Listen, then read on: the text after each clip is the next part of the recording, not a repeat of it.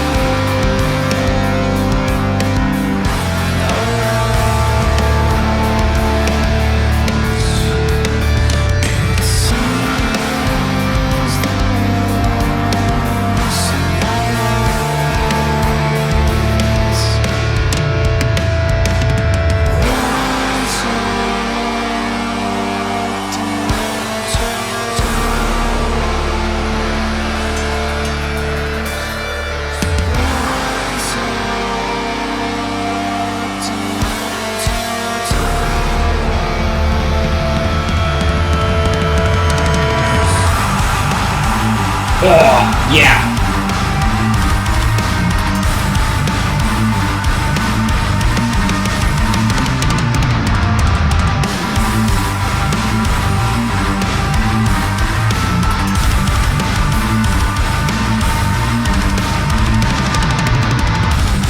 I found us in a Bro. time of heart and scar, a former self, a future self. The bridge between the southern sky collapse. Damn. Oceans of embers effervesce.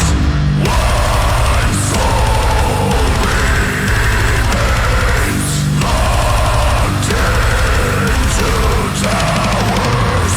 One soul betrayed. Accept the things you cannot change. The garden lies before me, secured from woven claw. I give to you if only to remain. Now my prisoner, the gate is closed, only despair shall save the bones of the dying plain. One soul remains locked into towers. One soul betrayed. Accept the things you cannot change.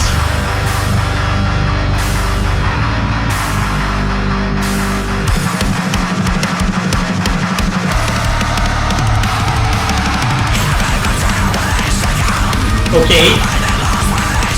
Exploding.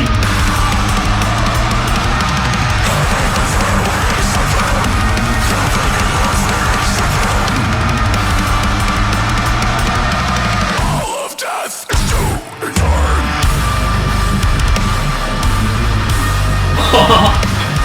Despair shall shake the bones of the dying plain.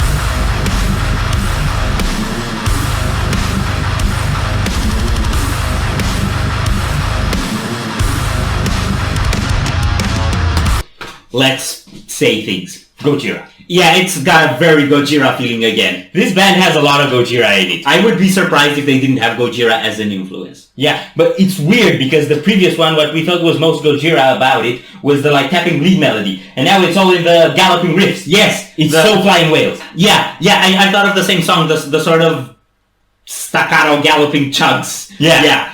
And the vocals in this one actually to me sound quite similar to the likes of Meshuggah after the Burial. That kind of like mid-range Dry, hollow girl. Yeah, exactly. So it's really cool. The video is with two people in two different towers. There's fire underneath, and on the breakdown a big thing comes and takes a bite out of the bridge. They're gonna burn. I think they're gonna burn, and they can't reach each other because the thing bit the bridge. I'm sad. It makes no sense, but like, it's fun. The breakdown. It broke me down. It also broke the bridge. Yes! It was such a build-up. It was a really long, teasy build-up, and with a sort of building up drums, it was a really cool suspense, and then the pause before it was more suspense, and then the suspense. I love the technicality of it, especially on the drums with all the strums and stuff like that. It's super... techy. Yes. Techy technicality. We go? Yes. The winds and brass, whispering apple dust. Carnivorous forms, that's why they surpass. Carve into canyon hearts, until the senses. Once and for all, from my eyes of the coming fall. One soul remains locked into towers. One soul betrayed, except the things you cannot change.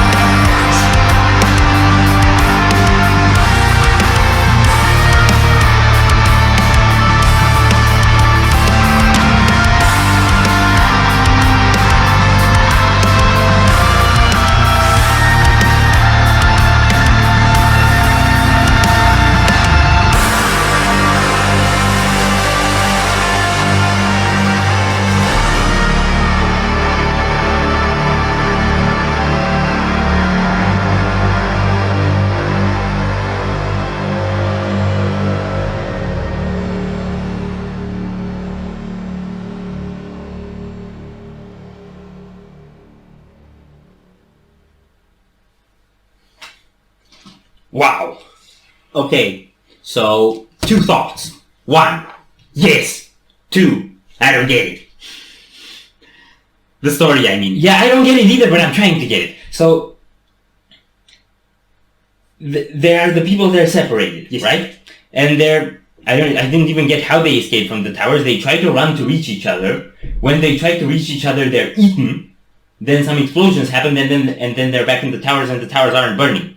So it looks to me like the whole fire and things was kind of in someone's head or something like that. And there's another thing that really hits me, which is the lyrics say, one soul in two towers, except the things that you cannot change.